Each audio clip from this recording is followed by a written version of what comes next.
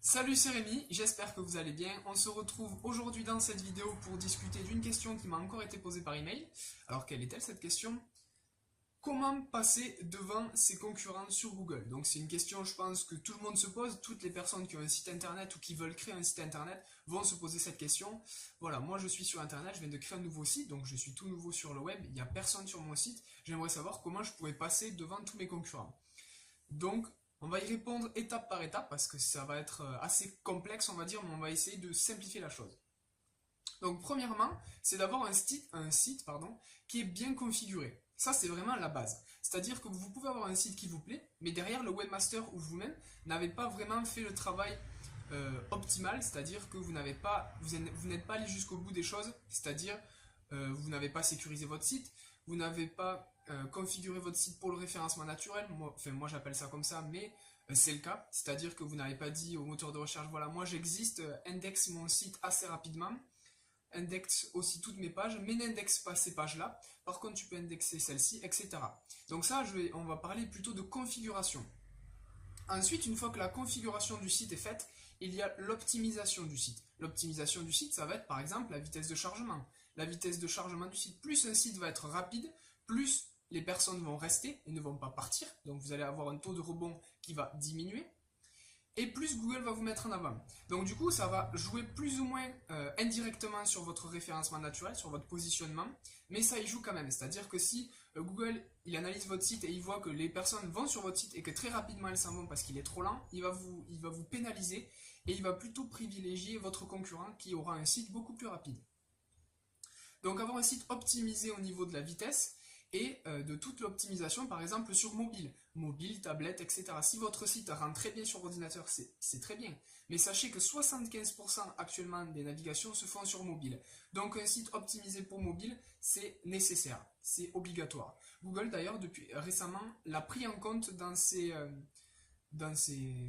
outils d'analyse. Donc du coup, il va plutôt pénaliser les gens qui ont un site qui n'est pas optimisé pour les mobiles. Donc prenez-le en compte et essayez d'optimiser votre site pour qu'il soit optimisé du coup sur les mobiles. La vitesse de chargement et l'optimisation du site, l'ergonomie, voilà, on peut appeler ça comme ça. Ensuite, on a aussi l'optimisation des pages pour le référencement naturel. Là, on ne parle plus de configuration, on parle vraiment d'optimisation. C'est-à-dire que par exemple, sur la page d'accueil, vous allez cibler des mots-clés assez généraux de votre thématique, qui englobent à peu près tout. Par contre, sur des pages un peu plus spécifiques, si par exemple vous avez 4 services, vous allez par exemple cibler un seul service. Vous n'allez pas encore cibler tout comme sur la page d'accueil, ça va être très ciblé sur un service. Et vous allez faire la même chose, la même stratégie sur chaque page. C'est-à-dire que vous allez mettre en avant des mots-clés que vous avez choisis, sur lesquels vous pouvez vous positionner par rapport à la concurrence, même si vous n'avez pas beaucoup de contenu, c'est quand même un travail à faire. Comme ça, vous aurez toutes les pages de votre site qui seront optimisées. Et enfin, là, on part sur une stratégie de contenu, une stratégie d'acquisition de trafic, de référencement naturel, si vous voulez. Donc, comment on va faire du coup? Ça va être tout simplement la création de contenu, la création de valeur ajoutée. Vous allez rédiger des articles et aussi créer du lien. C'est les deux choses les plus importantes dans le référencement naturel, dans la notoriété, le fait de passer devant ses concurrents. C'est avoir de la notoriété et avoir des articles et du contenu à valeur ajoutée. C'est-à-dire que si vous n'avez aucune notoriété, ça veut dire quoi? Ça veut dire que si aucun site ne parle de vous, aucun site n'a de lien qui pointe vers votre site, si vous n'avez aucun trafic, vous n'avez pas de notoriété. Du coup, ça sera à vous de la créer, cette notoriété, en écrivant des articles, en rédigeant des articles, en répondant par exemple à des questions. Tout simplement, vous êtes boulanger et vous voulez développer votre commerce, on va dire, au niveau national. Donc, vous allez faire des tutos vidéo, que ce soit on va dire sur YouTube, mais encore ça c'est autre chose. Mais vous allez écrire un article de blog qui explique comment faire du pain maison, quelle farine utiliser. Ça, c'est des questions que les gens se posent. Vous allez écrire un article sur ça, on va dire entre 1000 et 3000 mots, en fonction de la concurrence. Vous allez l'écrire et vous allez vous positionner sur ça. Certes, votre boulangerie n'apparaîtra pas forcément dans cette requête parce que c'est pas Google, il n'a aucun intérêt à faire valoir votre site parce que du coup, ils ne cherchent pas votre site, ils cherchent une réponse à leurs questions. Par contre, vous avez écrit un article qui répond à cette question, donc Google va le mettre en avant cet article. Donc vous allez vous positionner un peu partout sur le web. Ça, vous allez tisser une toile en fait tout simplement avec des articles. vous allez vous positionner, on va dire, sur la première page, quatrième position pour cet article, première position et première page pour cet article-là. Cet article n'est pas visible, mais c'est pas grave, ça me fait quand même une porte d'entrée. Moi, j'aime bien appeler ça une porte d'entrée, parce que du coup, c'est une porte d'entrée pour vos visiteurs. C'est comme ça qu'ils vont vous découvrir. En premier, ils vont avoir une réponse à leurs questions, et ensuite, ils vont pouvoir aller plus loin sur qu'est-ce qu'ils vendent, qu'est-ce qu'elle propose comme service, etc. Et en fait, petit à petit, vous allez avoir un réseau d'articles sur lesquels vous allez pouvoir vous positionner, acquérir du trafic, et naturellement, vous allez voir que la notoriété de votre site va augmenter et s'améliorer, parce que du coup, vous allez avoir du trafic, vous allez avoir des gens qui vont parler de vous, si c'est des articles intéressants, non plagiés et à valeur ajoutée. Et également, vous allez voir votre page d'accueil, votre site en lui-même qui va s'améliorer et qui va se positionner par rapport à la concurrence pour passer devant tous vos concurrents. C'est très très long, ça se fait pas de suite, mais voilà, c'est comme ça que ça fonctionne.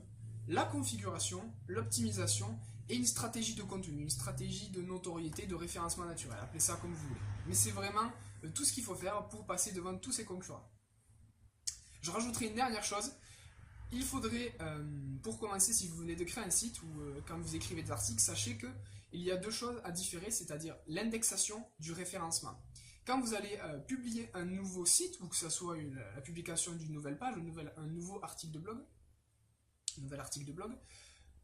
Google va indexer ce contenu, cette page. C'est-à-dire qu'en fait, il y a les robots de Google qui vont plus ou moins régulièrement sur votre site, et ils vont voir une nouvelle page, ils vont se dire « Ah, ben tel, lui, il parle de ça, je vais l'indexer, c'est-à-dire prendre ce contenu et le mettre dans ma base de données. » Comme ça, je pourrais le présenter. Je pourrais le présenter, bon, peut-être à la 10e page pour commencer. Vu qu'il est tout récent, cette page, elle est toute récente, cette page, je vais la présenter à la 10e page de la requête.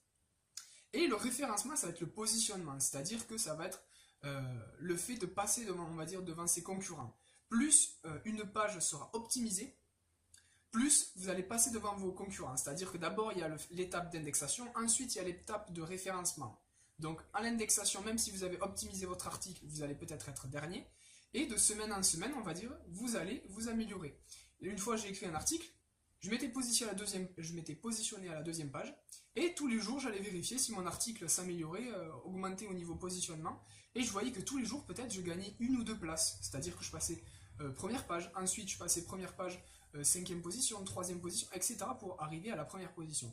Vous n'arriverez peut-être pas tout le temps sur chaque article en première position, mais voilà, sachez que ça se fait sur le long terme. Pourquoi Google ne nous met pas directement à la position voulue?